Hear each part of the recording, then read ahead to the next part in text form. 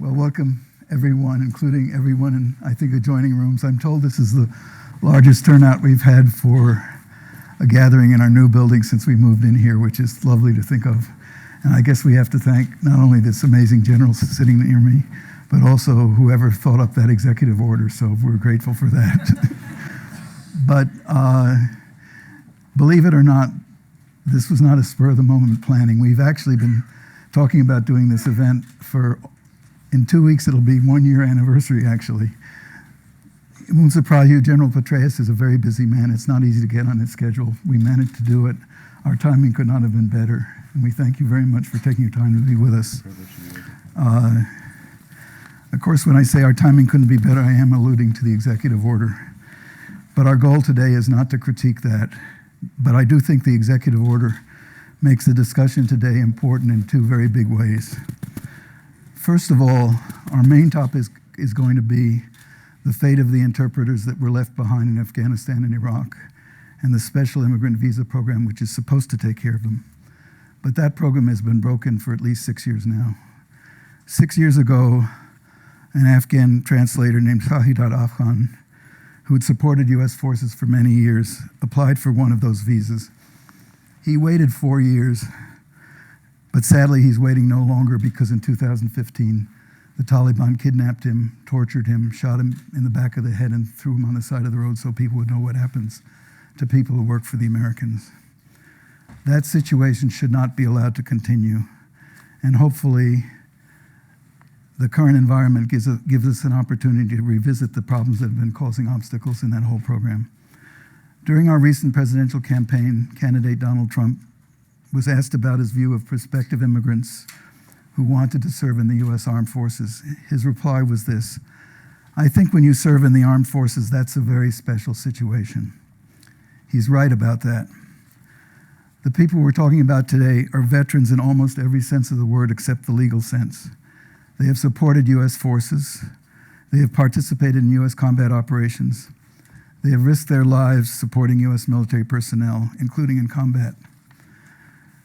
The biggest difference between them and legally recognized veterans is that their lives are in danger if they stay in their home country when their service is completed. Fortunately, as I mentioned, there are already signs the administration is working to modify the implementation of the executive order to accommodate interpreters who worked for us in Iraq.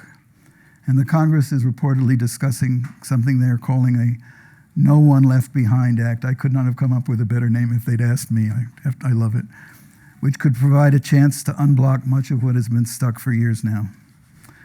Second, the program we're discussing today could provide a model for the kind of strict vetting of immigrants that the President has promised and the American people obviously want. The participants in the SIV program have perhaps the largest stake in keeping out questionable people who might be coming here to try to target them. Already they go through the most strict vetting of any US visa program. They could be an excellent source of ideas for how the vetting process could be made more effective and more efficient in the future. With those opening comments, let me introduce the principal speaker of the afternoon. Fortunately, I can do that both very briefly and very easily because General Petraeus literally needs no introduction. If you don't know who our speaker is, then you might as well leave right now.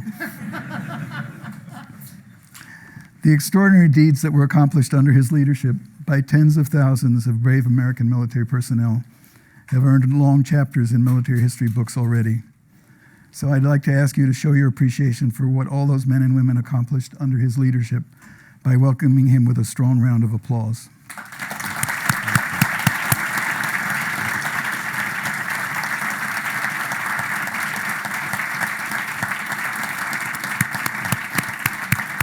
Thank you very much.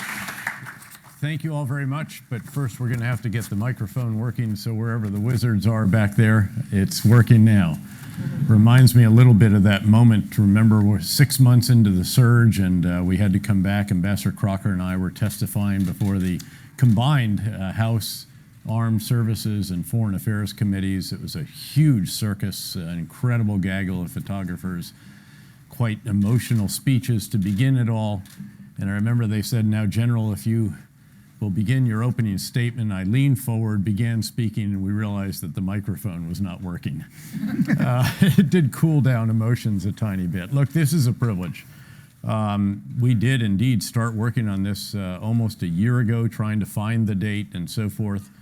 And again, I feel very, very privileged to be able to sit up here with the former Deputy Secretary of Defense, former Undersecretary during the Gulf War as well, to say thanks to you not only for what you're doing here and what you've done with the whole SIV effort, but what you did for veterans for many, many years when you were in the Pentagon. After that, remember the weekly steak dinners, the incredible number, years and years of that, the incredible number of visits to Walter Reed, support for the GI Bill, support for a whole host of veterans benefits that we now actually take for granted, but which at the time were not always the easiest of votes for folks on the Hill for some reason to pass. So thanks to you for that, Paul, and thanks for hosting this.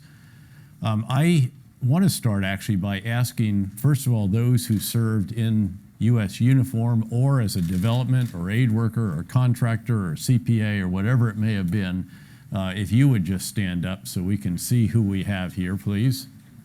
And thank every one of you.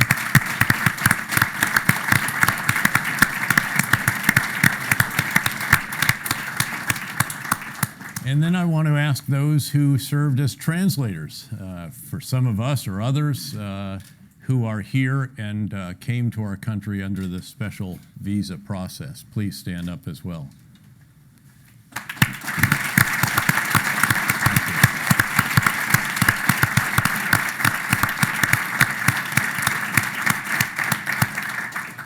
And then, Matt, why don't you and No One Left Behind and your band of merry men and women stand up, because you have done such great work here. Thank you.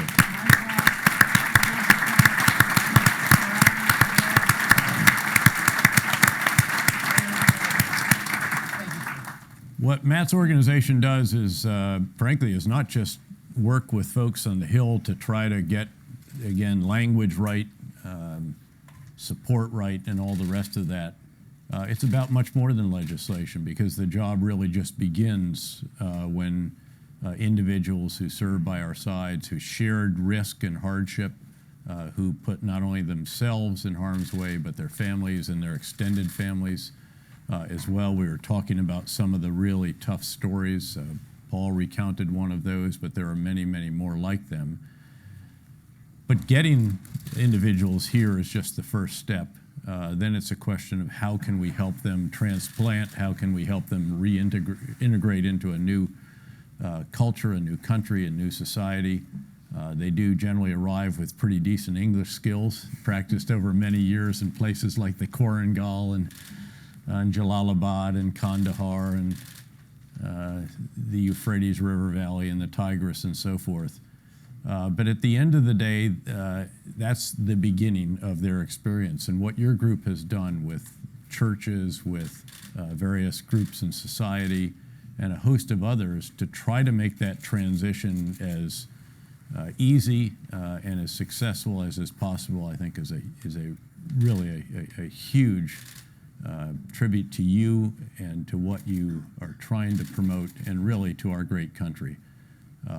It is a country of immigrants at the end of the day. Virtually everyone in here, I'm a son of an immigrant, We all have our own stories about that. And as I testified before the House Armed Services Committee the other day, one of the great qualities of our great country is that the best and brightest want to come here.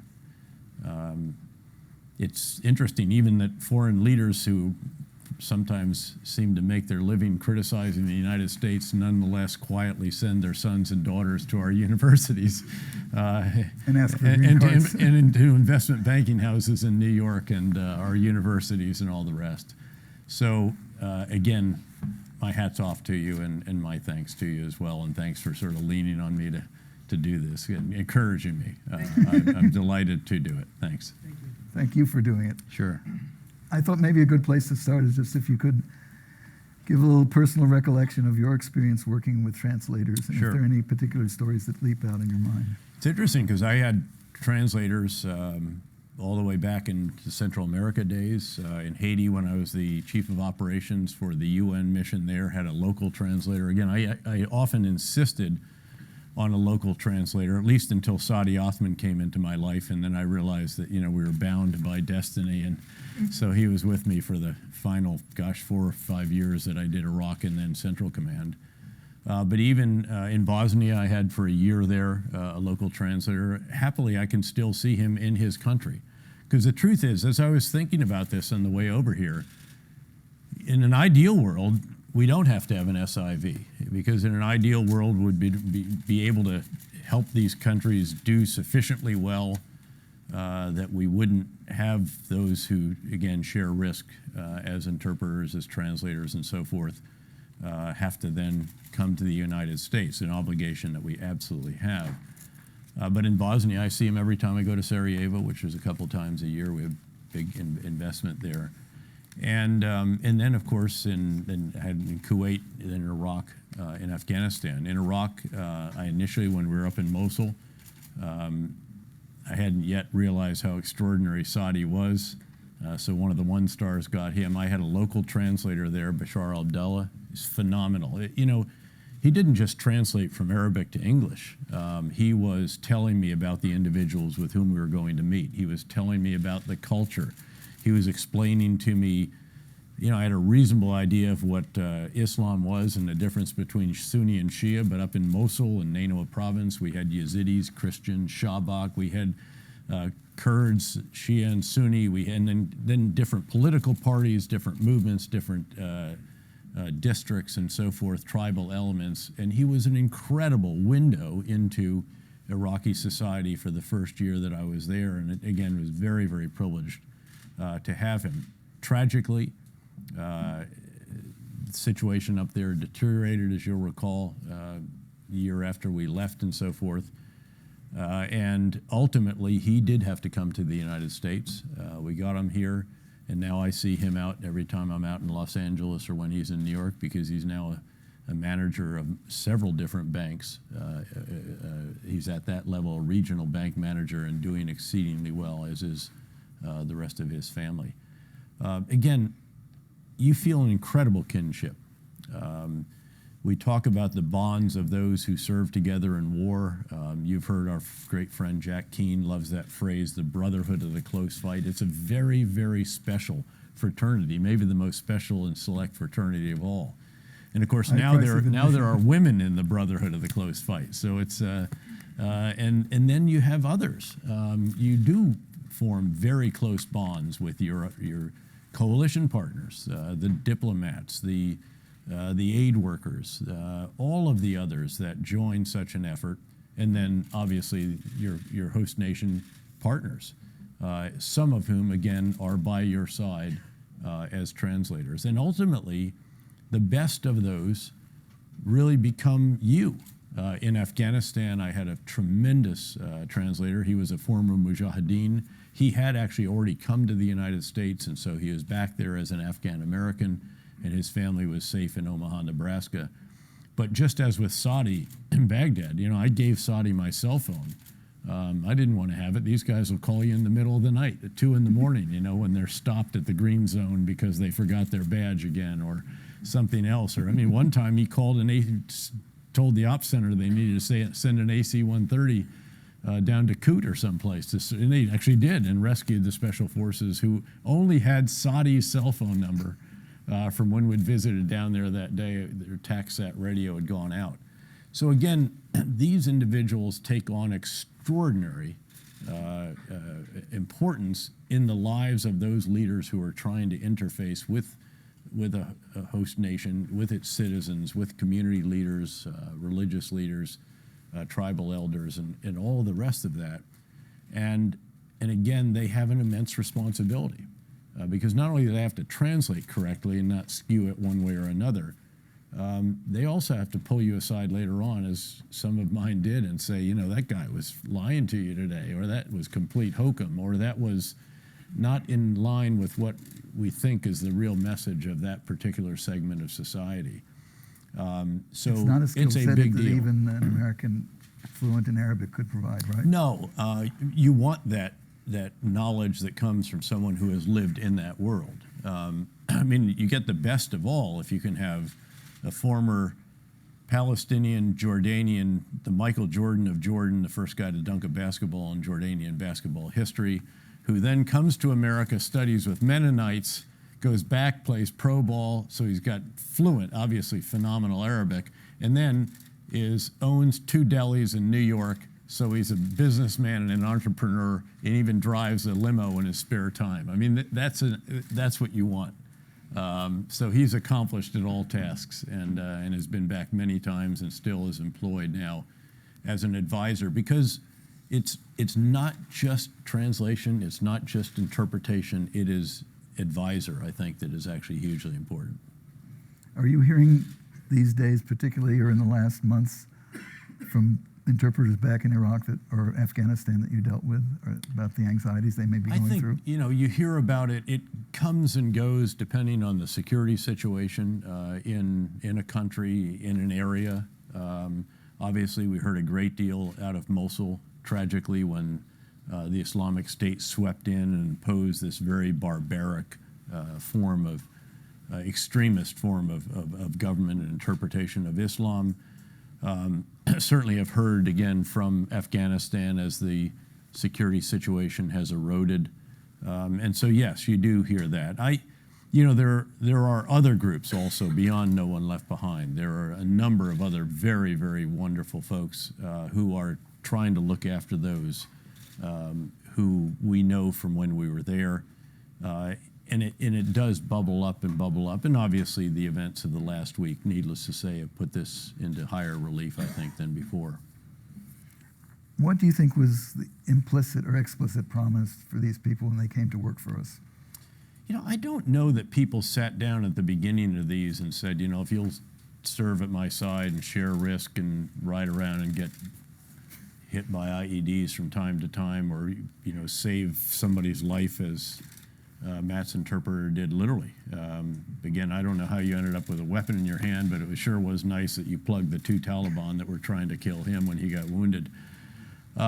So, again, I don't think there was ever an understanding that if you'll do this, then we'll get you to the United States, or we will do this. But I think there is an implicit moral obligation to those who, again, share risk. And I think it's very important for the future as well. You know, there's a quote that I've used over the years about veterans that comes from George Washington, and I think it's very applicable in this case. And because you think about it here, he was again talking about veterans. The willingness with which our young people are likely to serve in any war, no matter how justified, shall be directly proportional to how they perceive veterans of earlier wars were treated and appreciated by our nation. And obviously you could just strike out veterans and just say host nation partners, translators, advisors, whatever it may be, because I think others will reflect back on how did we treat. I think a lot of people from the Vietnam era still feel that we left individuals behind. I know at the CIA there were host nation partners, and there are tributes to them. And again, we left a number of them behind. And I think that sense of having failed in a moral obligation is very keen with those from that era. And it's one reason that I'm pleased to see the attention that has been given to this, even though obviously you need a larger number of these special visas, even though, again, we need to ensure that the process is as expeditious as is possible while still making sure that every safeguard is observed. So again, I think it is both the right thing to do for those with whom we have served in our most recent conflicts. I think it's also the smart thing to do if you think you might end up having to do this somewhere else, perhaps not in the same scale, but where individuals are going to have to decide whether or not they're willing to support a U.S. or coalition endeavor, and will they take care of us if things turn south? Mm-hmm. When Matt Zeller goes to foundations looking for financial support, if it's a refugee foundation, they say, well, these aren't refugees, they're veterans. If he goes to a veterans organization, they say, well, these aren't veterans, they're refugees. Which do you think they are? I mean, you actually highlighted this earlier when you said that they are a veteran in every way except for the legal sense of the term. And unfortunately, that is a pretty important term, which is why, again, I think you need that special attention to them and why there have to be the special processes for them. I thought it was very important that you highlighted up front that, they more than anyone want to make sure that those who are able to take advantage of this opportunity are those who are going to come here and become contributing members of society, pillars of communities, and obviously the antithesis of what it is that we're concerned about when it comes to extremists mingling in with various streams of people coming to our country. Your time is scarce, and I don't want to monopolize it. Can we open the floor to a few questions? Sure we can. Yeah, absolutely. Yep, sure. In the back? Ground rules. State your name, your affiliation. Ask a question, don't make a speech.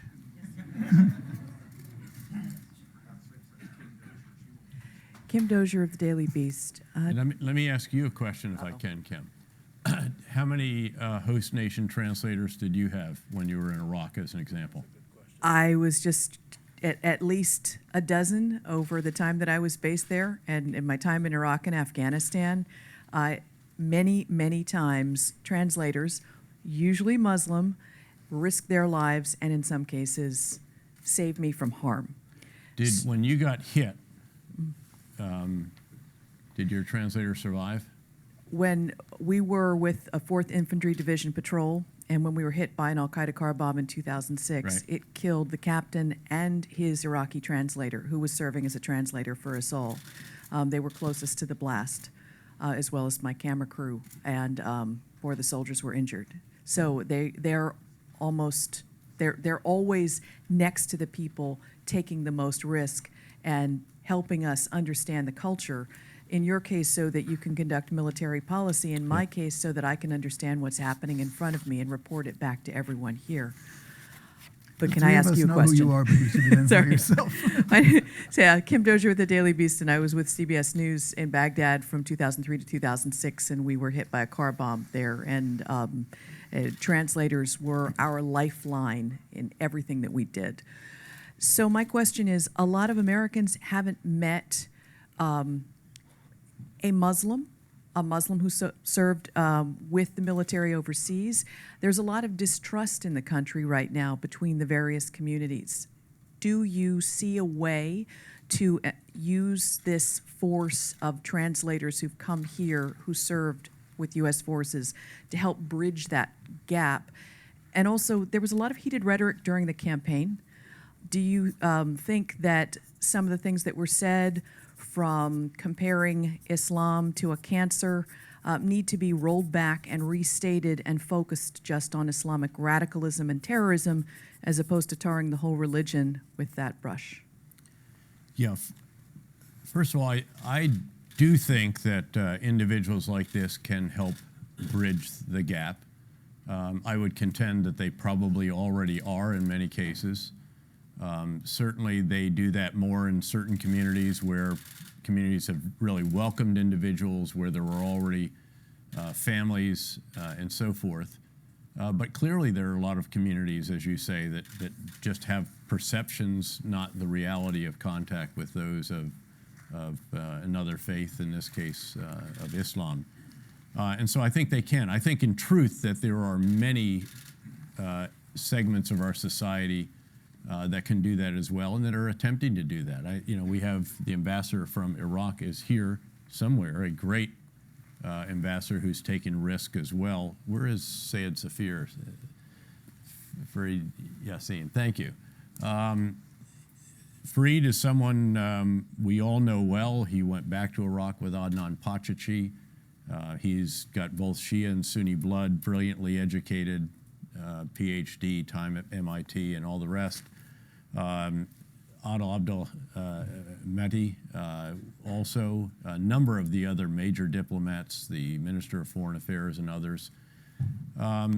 This is a kind of individual who knows our country well, knows his country well. I think literally is an ambassador, not just in name, but an ambassador of his faith, of his country, and so forth. And I think we have, in many cases in the diplomatic community here, individuals who do that exceedingly well. Yusuf Al-Otaiba of the UAE comes to mind, the Kuwaiti ambassador. Many of these, I think, have worked very, very hard to promote this.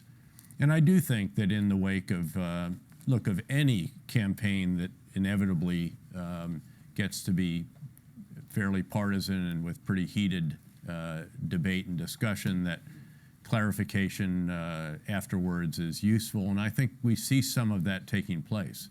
As we see clarification of the executive order itself and of going forward, it was great to see Secretary Mattis immediately start to work on exemptions to this. And my understanding is from the Iraqi ambassador that the SIV for Iraq and I think the SIV for Afghanistan both are now in that exempted category, although I haven't seen the actual language on that. So again, yes is the answer to that without question, I think. And the process of coming together as a country in the wake of an election is the macro context, and this is an element of that macro context. Over there. Stand up and wait for the microphone. And I think we need to have your microphone come to you here. My name is Mahmoud Al-Sharawi. I'm with American University.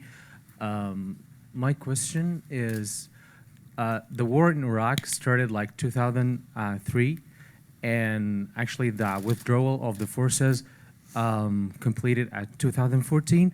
So why do we have like translators and interpreters still behind and still having processed to come here to the States? And just we're blaming now like Mr. Trump, and he has been in the office like for 11 or 10 days. Yeah, no, I mean, this is not something that you can pin on this administration clearly. I mean, the reason is quite simple. We just haven't done enough. The SIV numbers have not been adequate. When it comes to Afghanistan, I think there are 7,000 roughly still waiting. I was working with some of those in the Senate in particular. There's some tremendous champions on the Hill. Senator McCain, I think, would probably be foremost among them. And again, the reason is that it took us a long time to get to the SIV legislation, and then it has taken a long time to get the numbers up to where they ought to be. And with respect, we're obviously back into Afghanistan, and in a much more modest way, certainly, than when I was privileged to command 165,000 Americans in uniform during the surge. It's under 6,000 or so, although doing a very, very fine job of enabling the efforts of our Iraqi security force partners, who they helped reconstitute, retrain, re-equip, expand, and get back into the fight, and who now are very much taking the fight to the Islamic State and taking away from the Islamic State that portion of the caliphate that spread into Iraq and had such a terrible, pernicious effect. And frankly, the way forward now in Iraq will depend a great deal on the battle after the battle. This has never been in doubt that the Iraqi security forces, supported by the U.S. and the coalition, would be able to defeat the army that is the Islamic State, keeping in mind that there are terrorist cells and also now nascent insurgent elements that will have to be dealt with also and could be more difficult in some respects. It's a different type of fight. But what all those of us who have served in Iraq, and a number in here have at considerable levels, have emphasized that this is about the battle after the battle. It's about whether politics can be inclusive or not. In Mosul, we were successful in building a provincial government that was actually representative of all the different elements and the most diverse human terrain in all of Iraq up in Nainawa province, and of governments that was reasonably responsive to all the different elements within the means available, and most importantly, guaranteed minority rights, not just majority rule. If that can be reestablished, then the prospects are good for Iraq. If it cannot be, not just in Nainawa, but then for the country writ large, then you will see fields that will once again be fertile for the planting of the seeds of extremism and the rise of ISIS 3.0.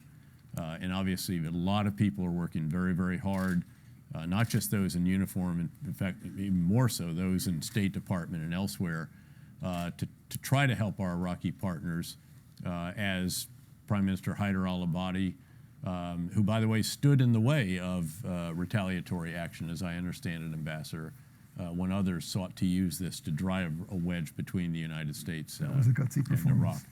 And again, he knows that inclusive politics are required.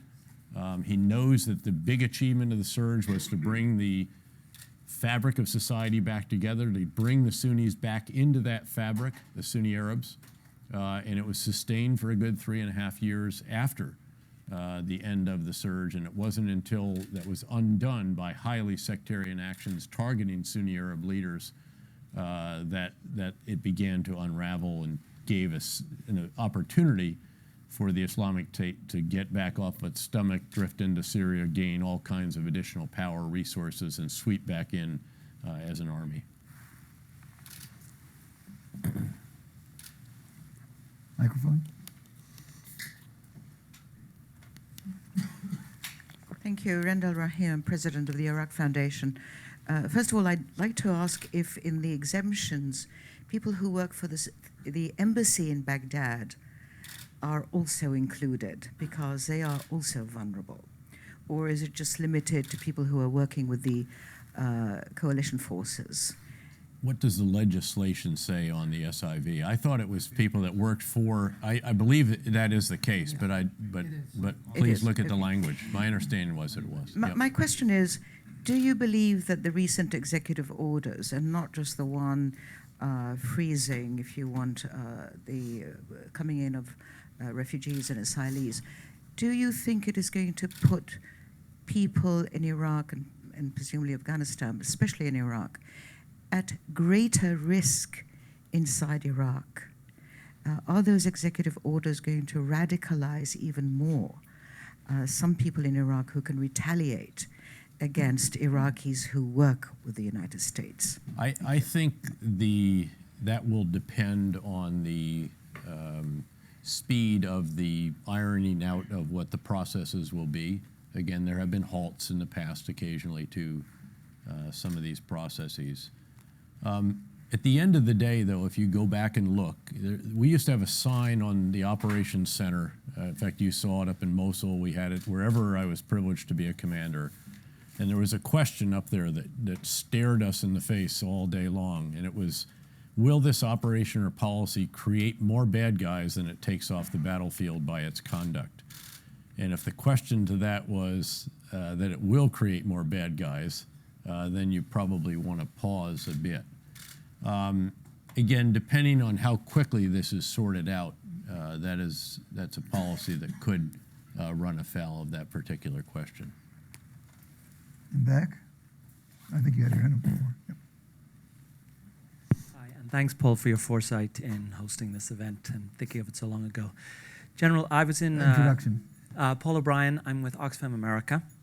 I was in Afghanistan for 5 years, and I saw over that time, I think as the impact of some of your thinking, an evolution in how the US military, diplomats, and development workers worked on the basis that the vast majority of Muslims had yet to make their mind up about what their future with the United States ought to be, and we were going to do everything possible to align them in all forms of behavior. I saw the soldiers taking their sunglasses off and on and on. No speech.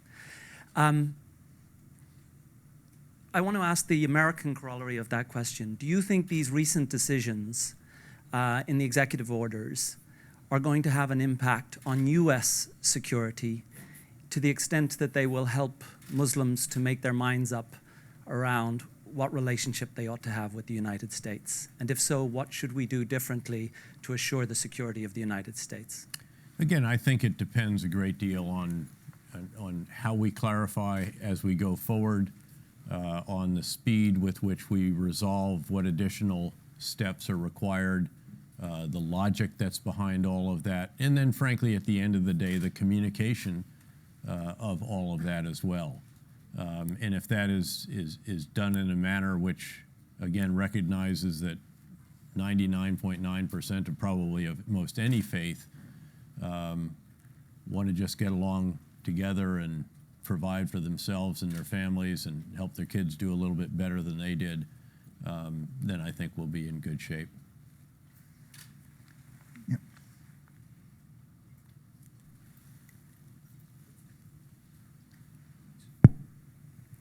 Yes, sir. Major Mike Kelvington. I'm an infantry officer in the Army and a grad student up at Princeton right now. Are you really? Yes, sir. Wait a second, please. You might say that again one more time. I mean, Princeton in the nation service. Do any of you know how tough it is to be? How many serving officers are there in your year group at Princeton? It's just me, sir. Yeah, to be that. Got that T-shirt, and it's terrific. Thanks, and I'm delighted.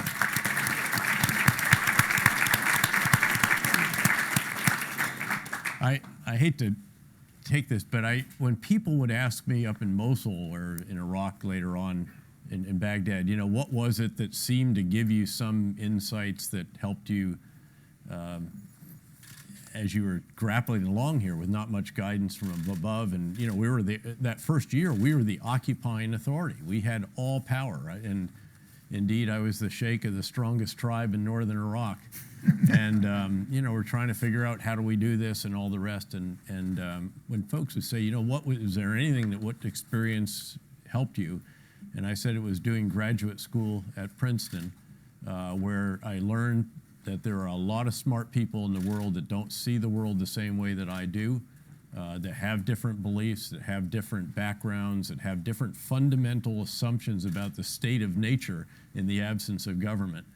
And to get out of your intellectual comfort zone is I think the greatest of experiences that you can have, especially if you're living what otherwise, let's acknowledge, is a fairly, we used to call it the grindstone cloister existence, that, you know, you're working, your nose is to the grindstone, you don't look up very often, and you're living a somewhat cloistered existence. You may think you're having big debates with your comrades in uniform or what have you, but the truth is that they're about like this, and when you go to Princeton, you learn that there are debates like that. So my hat's off to you, first of all, for actually selecting that, something that probably people told you, like they told me, that you were committing professional suicide when you embarked on that course of action, but at least for some of us, that hasn't always been the case. And then second, congratulations just on getting in. It's terrific. So what do we want to hear from the Ivy League cloister? Sir, so just wanted to put in a plug and say thanks to Matt Zeller, especially No One Left Behind was instrumental after a 4-month fight. My linguist finally just came to the United States in late November of 2016, and they were instrumental in making that happen. My question to you, sir, is one, if they meet the requirements, why should there be a cap of numbers on the SIV program? If we have this out there for them and they qualify, why are we capping the number? And then I participated in a panel on refugees and spoke specifically about SIVs at Princeton in the fall. And I couldn't tell you the number of Vietnam veterans that were in the crowd that came up and talked to me about the moral injury that they still deal with to this day of thinking about leaving their comrades behind. And so how could we potentially program this into future planning for the military if we go into a large-scale war where we need these people How could we make that happen so it's part of the planning process, like phase 4, phase 5 Yeah. type stuff? Thank you, sir. First of all, I mean, obviously, I don't know what was in the minds of the architects of this program, of the legislation, and why the cap was, why there is a cap, or why it was what it was.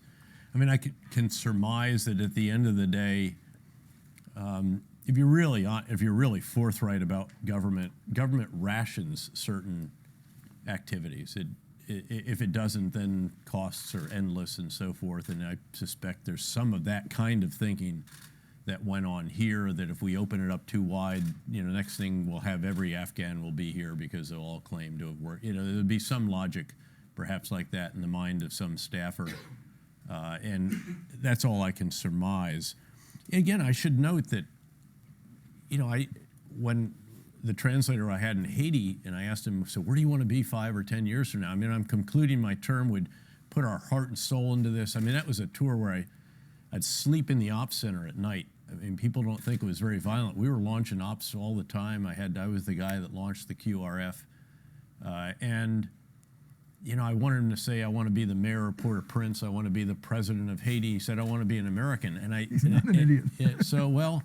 But it struck me. I mean, we didn't go to Haiti to allow everybody to come to America. We went to Haiti to improve the conditions in that country. So, in fact, they wouldn't be getting on rickety boats to come to America. So, again, there may be some of that if we're just honest with each other about that. And the truth is, I suspect that certainly a large number, if not the majority, of the translators, interpreters would have loved to just been able to stay in their own home country where their families are. And, bringing them here is one thing. Ultimately, a lot of them will have to bring their parents here because they're in harm's way and having to move around constantly and everything else. But they don't speak English the way our translators do. They didn't spend years listening to Americans and immerse themselves in our culture and have that same kind of shared experience that binds them with a subset of our population. So I suspect, again, there's some of that. Again, and that's also to program into future planning. I mean, you're almost saying that we're not going to do well enough that they're going to be able to stay in their country. And so perhaps that is prudent. Perhaps there should be a branch plan or something like that if we're honest with ourselves. But at the end of the day, we want to go into that thinking that we're going to help this country improve the situation, and they'll be able to prosper. In fact, they'll be able to do even better as a result of having worked with us, because they'll have these great language skills, they'll know how to navigate our bureaucracy and business worlds and everything else. So I guess those are the thoughts in the back of that. Other I'm going to questions? seize the last question. Sure, I can't please. give up the Yep. opportunity to have you advise Congress about what should be in a No One Left Behind Act if they have one. Well, actually, I think what they should do is sit down with the head of No One Left Behind, who has now given up everything else he's doing and is doing this full time, and I think could give them a really nuanced understanding of what's the appropriate role of our government in helping those that come here. Again, we don't want to do everything for them. We want to do enough to help them survive to prosper. Again, we don't want to be providing everything. But what is that minimum essential support that is necessary? What is the responsibility? What is the moral obligation? How should that manifest itself in the assistance that we provide to them? And I think, again, no one can speak about that better than those who are doing this, again, full-time, and a number of others who are engaged in this as well. And then, undoubtedly, let's hear from some of the different interpreters, the TERPs, translators and others, by the way, again, not just who also had to come here because of the risk that they incurred by soldiering alongside us for a number of years. And let's remember that, our son was a lieutenant on the ground in Afghanistan, and I remember him talking about the bond he had with his interpreter. And this guy had been doing this for 5 or 6 straight years and had sort of lost count of the number of IED strikes his vehicle had encountered. Just kept doing it, providing for his family, to be sure, away from his family a lot because they were living, you don't want to be in the neighborhood where your family lives and so forth and so on. So the hardships that he was enduring were very much comparable to those of our soldiers who are deployed away from loved ones in harm's way, risking it all together, and knowing that they can always count on that individual on their right and left, even when that individual is an interpreter. And so we're very pleased to see some of those individuals here. More importantly, really pleased to see everyone else who's here, because that reflects the kind of interest in what is a very important obligation that we have and that we must meet. Thanks, Paul. We're going to have to do a quick change of scenery. Please don't leave your seats unless you have a desperate need to do so.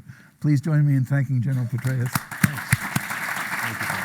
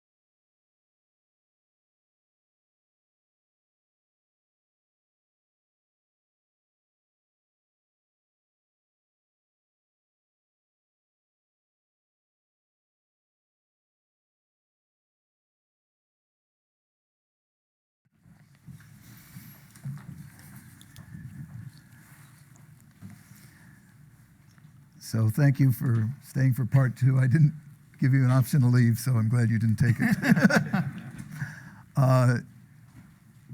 I could not do a very good job of introducing our next two speakers. I can do a little bit better with Matt. So I'm going to mostly let them tell you their own stories, but I'll just give you a very brief thumbnail beginning. First on my left, who speak first will be Salwan Al-Toki, who served as an interpreter for 5 years. He worked with the U.S. Army, the USAID, and the U.S. Marine Corps. He's credited with saving the lives of at least 4 Marines during his service. He's a graduate of the University of Baghdad, where he earned a degree in civil engineering. He's quadrilingual, I believe, if that's a word. English or American, Arabic, French, and Russian. He's a native of Al-Quds city in southern Iraq. He served with various American organizations and units from 2003 to 2011, and he waited 2 years to get his SIV. Salwan, maybe just begin a little bit by telling me, how did you get involved with these crazy Americans, and are you crazy also to do so? Well, it's a long story.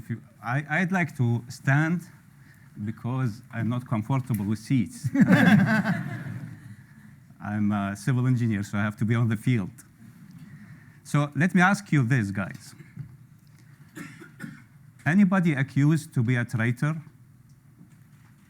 On this hall, does anybody accused to be a traitor? Raise up your hands, don't be afraid of the band. I'm only the one band here. Of course, nobody. Oh, my colleague. So another question is, how many of you guys here was standing between his fellow citizens and the American, which is his claims? Of course, not to the people of the customer service. The third question is, what makes you sacrifice with yourself to the person? Just eat with him in one dish. And you have a good story with him. What makes you sacrifice with yourself to him? You don't know him. Just you eat with him in one dish, and you drink him a local drink, right? Mm. And not like somebody who is sitting in a fancy restaurant with his fiancée or his girlfriend asking for a date. We are the SIVs, guys. We did everything. We sacrificed ourselves. We put ourselves in troubles. And then we are here as SIVs. On May 2003, some Americans come to visit my shop in Al-Quds city, which is 100 miles to the south of Baghdad, near Iranian borders. And they were asking for some real food. I told them, what are you eating in the military? They told me MRE, which is meals rejected by everyone.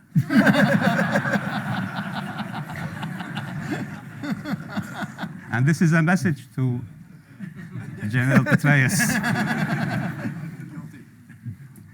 So anyway, they get involved with me with a speech, and they were very interested to have me as translator.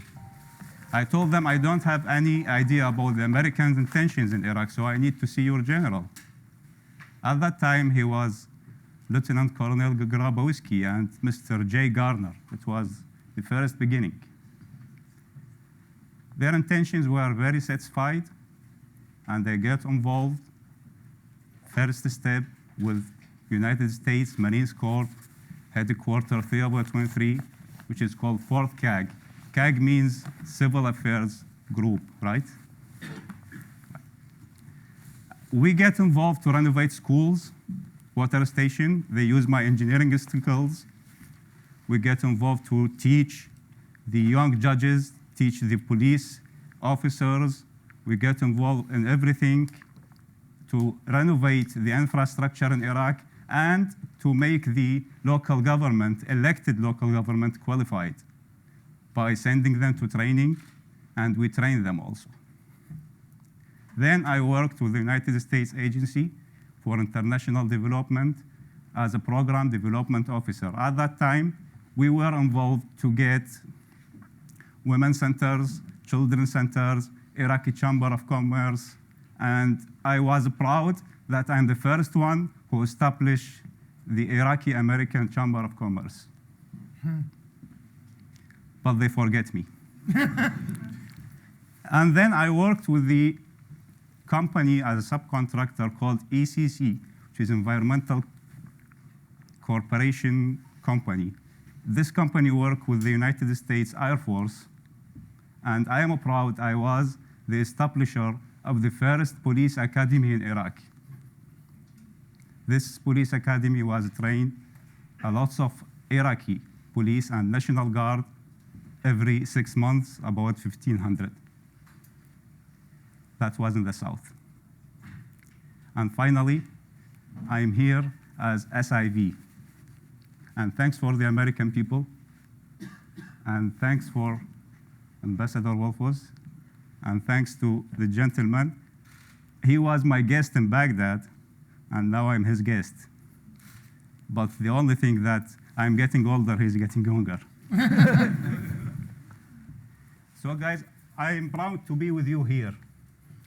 And last thing I want to say is I serve the United States loyally and to the best of my ability. So I am not afraid of death. We face the death shoulder by shoulder with the United States Marines Corps and with all Americans. But for this reason, I am not afraid of the death, but I am afraid of somebody left behind. Thank you very much.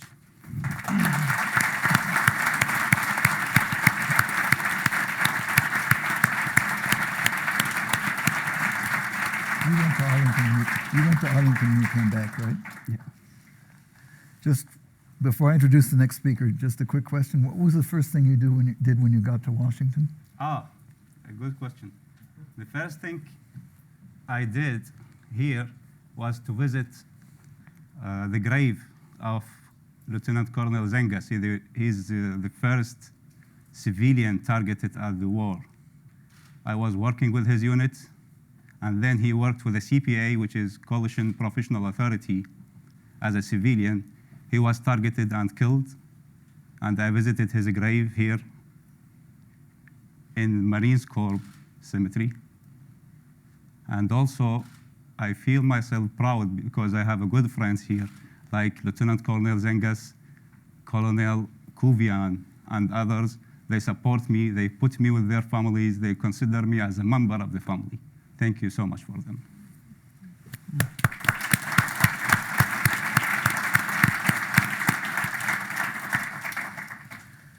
Our next speaker is Janice Shinwari, who served as an interpreter for the U.S. military in Afghanistan for 8 years.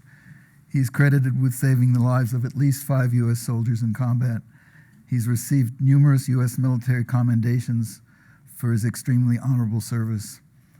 He's a graduate of Kana-e-Nur University in Kabul, where he earned a degree in business administration. He's a native of Jalalabad and supported U.S. forces from 2005 to 2013. He spent 4 years waiting for his SIV. He speaks 6 languages: Dari, Pashto, English, Russian, Urdu, and Hindi, but he'll address us in English. Janice, can you just also begin by describing what got you involved in this dangerous venture? Thank you so much. First of all, thank you for everybody for coming, and thank you for having us here.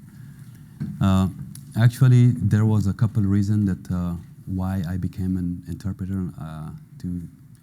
The first thing was because we just came from Pakistan. When the Taliban attacked Afghanistan, we moved to Pakistan, and that was the only place that we could hide from Taliban. When we heard that the Taliban is no more in Afghanistan, and then there's a lot of opportunity to go work, and at least we can go back and support our country. And I came back to Afghanistan because my English was not that much good, because I learned my English from one American movie. And that's all. And I just went and I got a couple classes. After a couple classes, I became an English teacher for a couple years. In 2005, I decided to go and work with the US military as a translator. And I went there to the Camp Phoenix in Afghanistan, and I passed the test, and I became an interpreter. The first day was, I do not remember when I was there the first day, but I did my job honestly. As General said before, the translators were not allowed to carry a gun, but I don't know, I was allowed to carry a gun. I had a... Sorry, sir. Yeah. They gave me an AK-47 with American pistol. I could take it everywhere because they know that I'm one of their trustworthy interpreter, and I was in each fight with them shoulder to shoulder on the first line and fighting against the bad people. And one day I was really mad at the American commander. I was like, sir, why you sending me to each war, to each fight? Whenever something happens, if even that's not in my team, but you guys are selecting me to go, do you guys want me to get killed? Why? Like, he looked at me for a couple of minutes and he says, Janice, no, that's not what you think. Because we trust you. You are one of our trustworthy interpreters. That's why we are sending you to any danger mission. We know you are a good person and you can look after our soldiers. And I was like, oh, okay. And we trusted them because we were waiting for some people to come to our country and save us from the disaster. And finally, when we heard about the US military, and that's why I went, because I could support my country, I could support my people, and the other thing, I could get some good benefits, salary, to support my family. And Matt Zeller, he was the 5th person that I saved his life. I didn't know him. I didn't do him for a reason. If I save his life, he will take me to United States. That was not my goal, to come to United States. He asked me a couple times if I ever go to United States. And I said, no, sir. I'm good here. I want to support my people, my country, and I don't want to go to United States. When I saved his life, as I said, I didn't know him. I only met him for a couple minutes or seconds in our chow hall. When their unit came to Afghanistan, I just met him for a couple minutes. He said, "Hi, my name is Matt Zeller. I'm looking forward to you guys." I was like, "My name is Janice Shinwari. I'm one of the translators, and I'm looking forward working with you guys." 10 days after this, I was at the talk at the Tactical Operations Center. We received a radio call that the unit went to assist the district center as they lost a truck by IED. Same thing. I was not in his team on that time. Somebody called Janice, "Go put your body armor and get your weapon, let's go." And I was like, again, me. When I put my Thank body, God. yeah. I put my body armor, I got my pistol, my AK-47 ready for fight. Long story short, after 30 or 40 minutes, we got to the objective. And first thing I saw from the windows of the Humvee, the big MRAP truck was destroyed by IED, and the engine, the first tires were all gone. And I thought somebody is dead in this truck because the truck is damaged. And I jumped out of the truck. Even the driver didn't know. I left the truck, and the first question I asked Captain Dean, I was like, "Everybody's okay?" He said, "Everybody's okay." And I started shooting at the enemy direction. I know where the bullets are coming from. Somebody called me, "Do not shoot in this direction." I was like, "Why?" He said, "We have a friendly guy stuck over there." I was like, "Is he dead or alive?"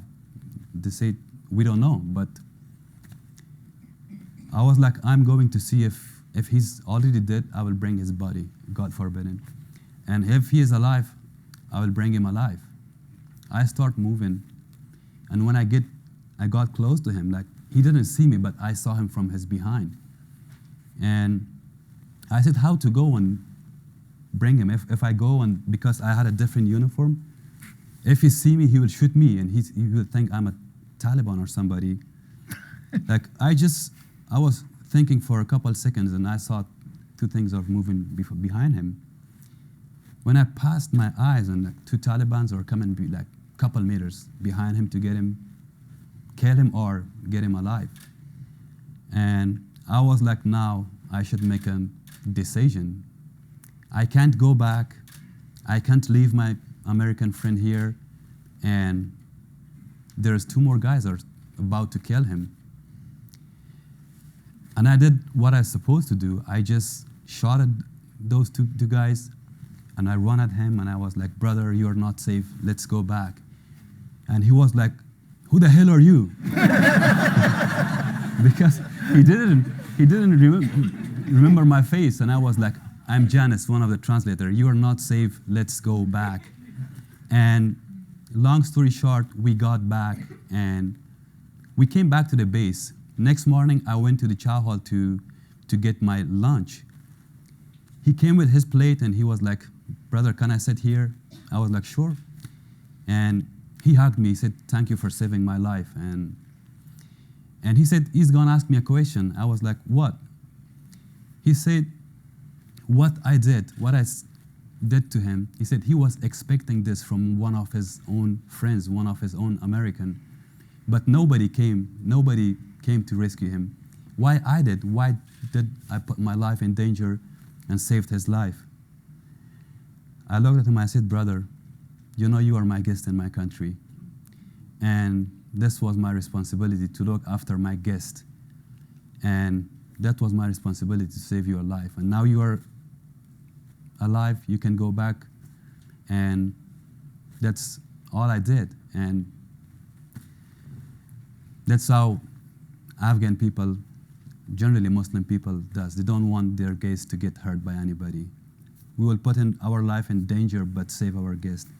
Because he was my guest in my country, and that's what I did. I put my life in danger and saved him. Still, he asked me, when he was leaving at the end of 2008, he told me if I come to the United States, he gave me his phone number, email address, everything. I can talk to him, he will help me come to the state. I was like, "No, brother, I will be fine," because I love my country, I love my people, and I want to be here with my people. In 2009, the Afghan National the Afghan National Army, the intelligence officer, he came to me and he said, Janice, do you know, now the Taliban, they have your picture, your name, your address, and you are not safe here in Ghazni anymore. You have to quit your job, or you have to get transferred from here to anywhere else. I said, okay, let's talk to my American commander, because he is my boss. He will, if he tells me stay, I can stay. If he tells me go, I will go. We talked to him. He contacted the MEP company, like he emailed. In 24 hours, I was transferred to Kabul. When I came to Kabul, I said, now I'm in the safest place, because the Ministry of Defense is here, the Ministry of Interior is here, like hundreds of thousands of troops are here. I will be safe here. But I didn't know those people are coming after me, even to Kabul city. When I came to Kabul city, I was in Camp Black Horse. They assigned me as a TERP manager. I was managing like over 250 interpreters. I started phone calls, like getting phone calls in Afghanistan. Said, hey, we are here. We know where you work, we know where you live, and we'll kill you or your son, anybody from your family. I was a couple miles away from my home, but most of my time, I stayed at the military base because I was safe there. And in the meantime, I talked to my brother, Matt Zeller, and I said, brother, now I'm in a high risk. What should I do? He sent me a letter and he said, submit this, send it to the SIV, apply for visa. I sent everything to the SIV, and it was 2010, but I never heard anything back. In 2013, I did my interview, but they told me to wait for your visa. In this time, I received the worst news in my life. One of the US commanders says, this base is gonna be shut down at the end of the year. Not end of year, but in September. And because we didn't get any replacement, you guys should go home because we don't have enough troops to assign you guys with. In that time, I contacted Matt and I said, brother, now I need your help. You should get me out of Afghanistan because now I lost my protection and I don't want to die, or I don't want my son to get kidnapped. And because I saw a lot of translators, my friends, that they were kidnapped by Taliban, they were tortured, killed, and they send their body parts to their family and friends to see and stop working with the Taliban. And I said, I don't want to be one of them, and I want to go because now I'm married, I have children. And my brother, then he will tell his part, but good thing I received my visa after 2 months, and now I'm here, I'm safe, and once again, I thank for my brother. He helped me a lot, got my visa, my family. I owe him a couple lives now. And thank you so much. Thank you for everyone.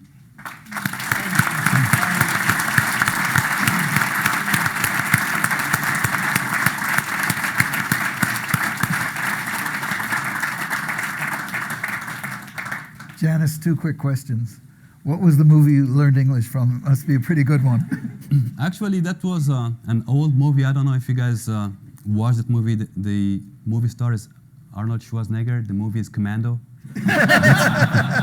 That's how I learned fights and English. So then how did you get rid of your German accent? The other question, more Still, serious. my accent is like Arnold Schwarzenegger, like broken English. Serious question. I'm told your mother had a lot to do with the reason you helped the Americans. Can you elaborate on that? Your mother. Yeah, because in a Muslim culture, especially in our country, if a mother is not educated, then their sons can go to the wrong ways.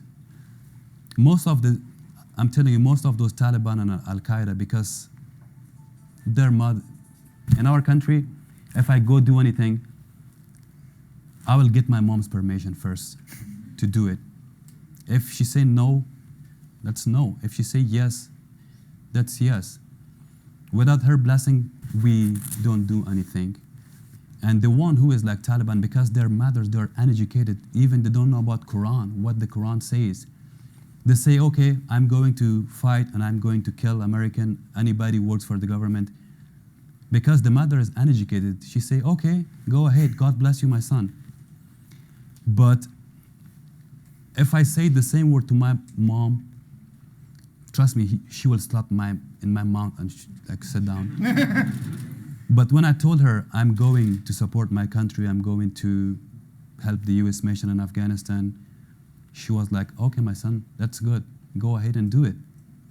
And that's how I started working with the American. If my mother said no, I wouldn't be able to save my brother's life. Let's hear it for your mother. That's great.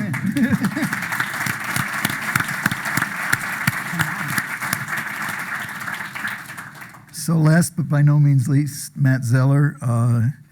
He's a co-founder of No One Left Behind. He, as I understood it, abandoned a promising career with Deloitte & Touche to take on this mission. Hopefully you can accomplish this mission in the next 6 months and go back to something else, but at any rate, whatever length of time it takes. Matt, just say a little bit about how you got, we already know some of your story, but this part of the story. Thank you all for being here. Thank you to Ambassador Wolfowitz and to General Petraeus. Another round of applause for them. I can't thank you enough, sir, for your time. And to AEI, obviously, for hosting us. And to my amazing team, who all stood up before. You know, the only reason we've been as successful as we've been for the past 4 years is because of them. They've followed me down this sort of crazy endeavor when it was a labor of love.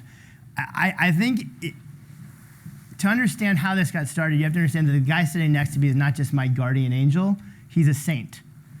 I'll spare you the long story of what it took to ultimately get him his visa, but when he arrived here, we had made such a stink about it in the press that CBS News had actually sent a prominent journalist and a camera crew to cover our reunion at the airport. And they ended up showing it nationally on the next day on TV on their morning program with Charlie Rose. What a lot of folks didn't see is what happened after the cameras turned off.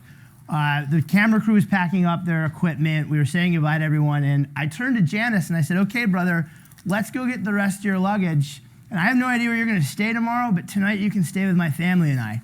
And Janice turned and he pointed to these 4 small rollaway suitcases, you know, the size of carry-on bags. And he said, brother, this is all we have. We're only allowed to bring 1 suitcase per person. It had to be under 50 pounds and fitting in the overhead flight bin. And I realized at that moment that he'd arrived with the clothes on his back and whatever contained inside those suitcases. And it wasn't large sums of cash or bars of gold or even perishable items that they'd sell. It was the family Quran, the only black and white photo of his father that he owns in life. The tangible items of his heritage and his culture that are the precious family heirlooms that will never get sold because he and his children can never return to their homeland.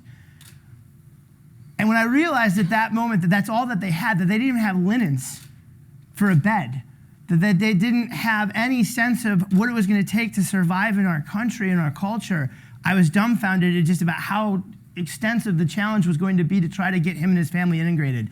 And so I turned to look for someone else to help me, and that's when I realized it was on me. I was going to have to figure out where he was going to live and find him a job, and I'm just not a wealthy guy. I didn't have the ability to do it independently, so I grabbed the news reporter and I said, would you do me a favor? Would you let folks know that I'm going to start a GoFundMe page and try to raise him some money? And she said, sure.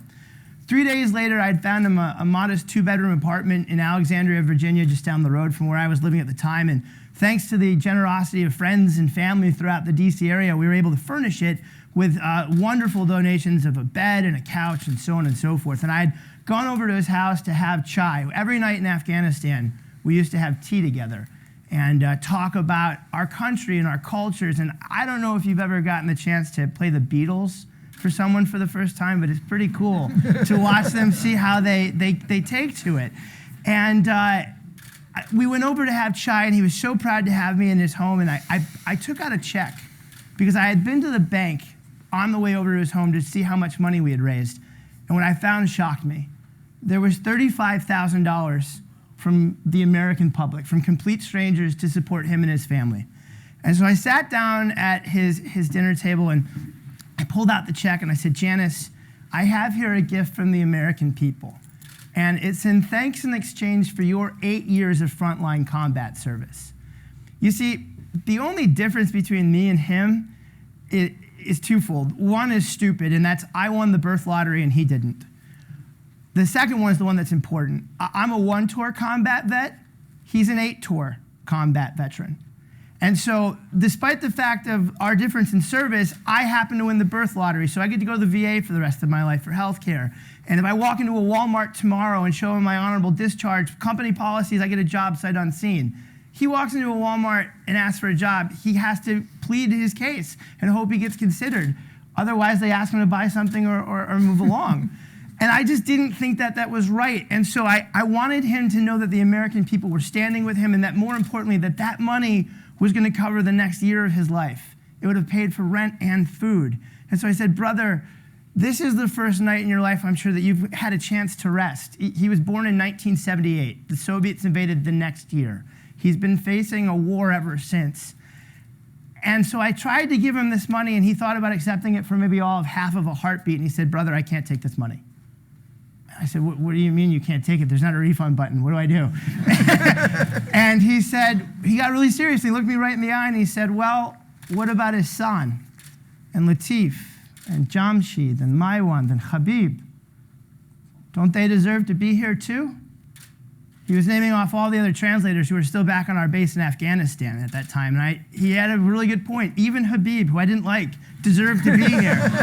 and it's not that, and Habib was a good guy. We just didn't get along so well personality-wise, but he gave faithful and He's here now. Yeah, he is here now. And so I said, well, what do you want to do with the money? And he said, well, can we use it to start an organization to do for them what you've done for me, to help them get their visas? And he's like, you can clearly find someone a house and furnish it in a couple of days. And I thought, yeah, sure, 6 guys. We could probably do that over a couple of years. And what ended up happening was, as we found out about more and more translators, Ajmal here, who stood up earlier, was Secretary Robert Gates' personal translator. And when he arrived in our country, no one was there to greet him at the airport, except for a police officer at the San Francisco airport. And when Ajmal asked where he was supposed to go, he was directed to homeless shelters in downtown San Francisco.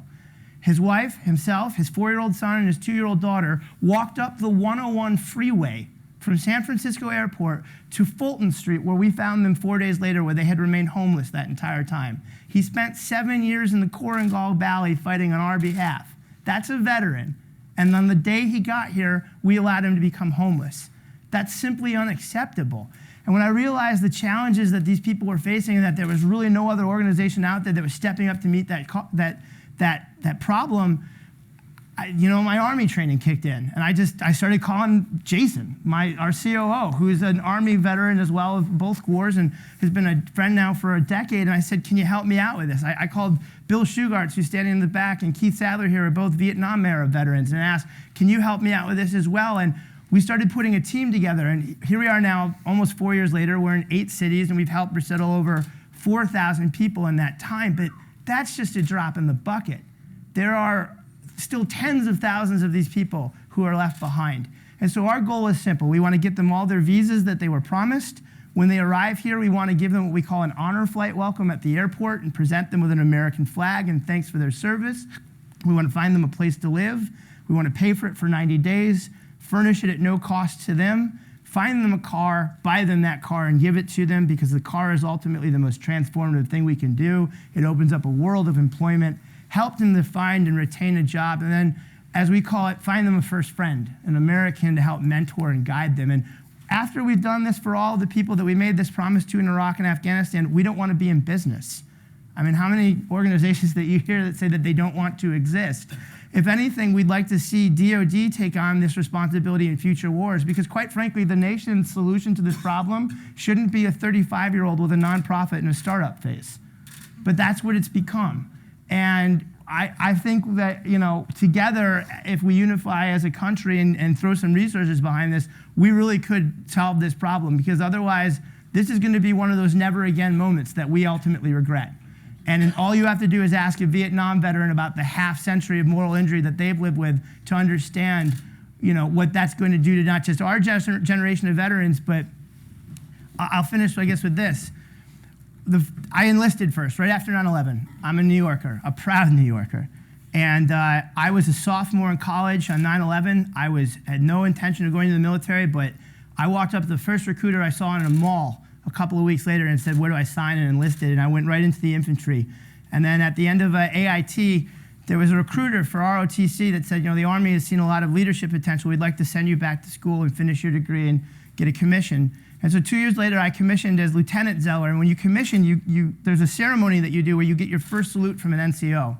And the gentleman, the sergeant who gave me my first salute afterwards pulled me aside and he said, sir, do you know what your responsibility is now that you're an officer? And I thought about it for a moment. I said, it's to lead. And he goes, no, it's to take care of your soldiers. You take care of your soldiers, they'll take care of you. It's the best piece of advice anybody ever gave me in the Army. 12 years later, it came time for me to take off the uniform for the last time, and my commander at the time pulled me aside and he said, do you know what your responsibility is now that you're taking off the uniform? And I thought it was to drink beer and get fat. He said, no, it's to take care of soldiers. See, just because you take off that uniform doesn't mean that you abdicate that responsibility. It's your job now to leave it better for the next guy. The only reason I'm alive today is because of him. And it's because at some point he believed, the American who recruited him, that we keep that promise.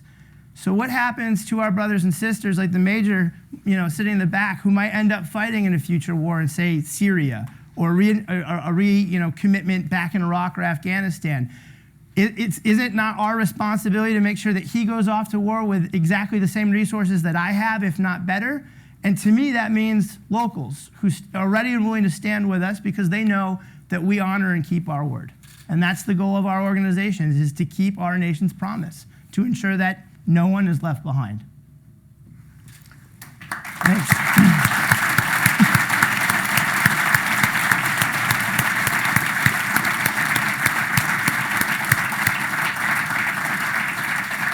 Just to give you a warning, Matt, before we end, I want to ask you to tell the congressman what you will tell them if they follow General Petraeus' advice and come ask you about this act. In the meantime, if I can spring a surprise question on both of you, because we didn't discuss this before. It's about the vetting process. Suppose someone would come to you and say, look, we've got this bunch of, not interpreters who've been through the kind of experience that gives you a lot of information, but sort of unknown refugees from Iraq or from Afghanistan. What would be the most important things to find out in order to know whether they were safe to admit? Do you have any ideas about that? Either of you? It's a tough question, but it's what we're supposed to spend this next 90 days figuring out, so it's your chance to offer ideas. Well, I will advise. I'll just to coach you just a little bit. I heard recently from someone who has a friend in New York who was an immigrant from Sicily about 50 or 60 years ago. Sicily is the home of the mafia in Italy. Apparently, in order to get into the United States, he had to do something like 4 interviews with the consulate in Palermo. They went and interviewed all of his family. They had to check with people because he had the same name as a certain mafia family to make sure that he wasn't actually related. They checked on which of his relatives were communists because at that time being a communist meant you believed in the overthrow of the US government. So it was this idea of extreme vetting wasn't invented yesterday, but it's much more difficult to do in a place where we know so little. We knew relatively more about Sicily than we know today about Iraq or Afghanistan, perhaps. So anyway, how would you think about it? Well, if you want to compare a refugee with veteran, I think when you call us a refugee, we are not refugees. I'm not comparing them, no. So we are most likely than veterans. We served in the United States Army. We served in the United States Marine Corps. We served in the Navy. We served under different circumstances. And sometimes we were allowed to carry our weapons. So to be a veteran is more better than to be a refugee. And we don't ask for privileges. We don't ever ask for any privileges. And when we first hired, we didn't ask for any privileges. We just asked that our country will be strong enough after Saddam Hussein regime. We didn't ask for any privileges from the American. Only we keep together, get united, and build our new country. I would like to tell a short story on this. My uncle said that, are you working to the Americans? I told him yes. And you know what? I will get the last version of ACI code, I will get the last version of ASTM, and maybe they will get me work with Bechtel or Halliburton, or at least United States Army Corps of Engineers, because I'm engineer. He told me, don't expand your dreams. They let us down on 1991. So I told him, no, uncle, don't be so mean. 2003 is not 1991. So now I am in America, and I am waving to my uncle from Washington. Last day, he told me that, is the American find you a job in 7-Eleven? I told him, what is 7-Eleven? 7-Eleven is 7-Eleven. Anyway, we want our friends to be here as soon as possible. I have friends fighting in Mosul now. I have friends fighting in some specific and dangerous area in Mosul, fighting ISIS. So we need them all here. No one left behind. No, there is someone left behind. Our memory is left behind. But now we are looking for the future. Janice? Is this an unfair question, but what's your thoughts about the vetting process? Actually, I don't know what to say about this. That's fair enough. Yeah. Matt has some ideas, I know, but Yeah, he might. Matt, my question for you is, what do you want to tell the Congress should be in this new bill? A couple of things. First off, we need to begin accepting new applications in Iraq. We have not accepted a new application since 2014, which might shock a lot of people in here because we have 4,800 military troops currently fighting in Iraq and another 7,800 contractors. Most of those people don't speak Arabic or Kurdish, and they're likely relying on the support of local nationals on the ground who, by the way, once they've served with us, have fundamentally excommunicated themselves from the society around them. They are going to likely need some type of pathway to get here. In addition, there is a pocket of, it's not large, but it's enough that should warrant consideration. Iraqis who are not able to submit their applications because ISIS showed up at one point and prevented them ever from getting to Baghdad in the first place to actually file the application in time. In addition, in Afghanistan, the backlog is in the thousands. It's anywhere from 7,000 to 10,000, depending on what month the State Department is reporting. There's only a current allocation of 1,500 visas to cover that backlog, and we're still accepting new applications. So every visa we get out, we essentially receive a new visa application in its place. If we don't get these people here, simply put, they're going to die. So what we feel is that the Congress ought to restart the program in Iraq, remove the cap, and basically say service. If you qualify through your service and you can pass the most extreme form of vetting that we ask anyone to pass, because that's what this actually entails, they ought to earn the visa that they have in fact been promised because of their service. And then finally, what we believe is that they ought to be called veterans. We don't have to give them VA benefits, but shouldn't we at least give them an honorary designation as veterans? And this is not a bridge, by the way, too far. In World War II, it turns out that the 250,000 Filipinos who fought with our forces in the South Pacific were declared as honorary veterans. We actually gave them VA benefits. We built a hospital in Manila for them. So we've done this in our past before, and in designating them as veterans, not only would I think the world of philanthropy finally open up to support them, getting back to the question that you asked the general before, but in addition, think of all the employers who like to pride themselves on hiring a veteran. Well, now they could actually make a public commitment to doing just that for a population that I would argue is just as vulnerable. I mean, again, Janice, how many times have you been blown up? 6? 5, 6 times. I mean, he doesn't ever get to go talk to anybody about that. He doesn't get to have his head checked out, which I'm sure there's probably some, lingering TBI issues. Anybody who's exposed to a concussion like that repeatedly might have some medical things. There's a guy we know up in Maryland right now who has a bullet in his arm. The Taliban put there 9 years ago. And the only way he's ever going to get it out is if he gets pro bono surgery. I mean, they're coming home with the signature injuries of our war, but with no access to the facilities and the specialists to help them out. So if the Congress would just simply designate them as honorary veterans, I think that would go a long, long way in changing how our country integrates them and how they're perceived to be fellow veterans of our wars.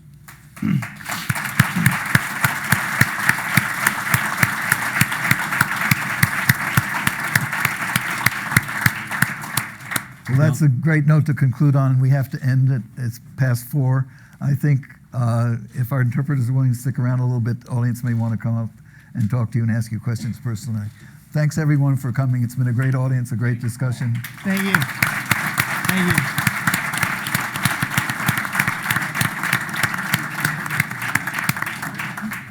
Thanks again, brother, for doing this. Yeah.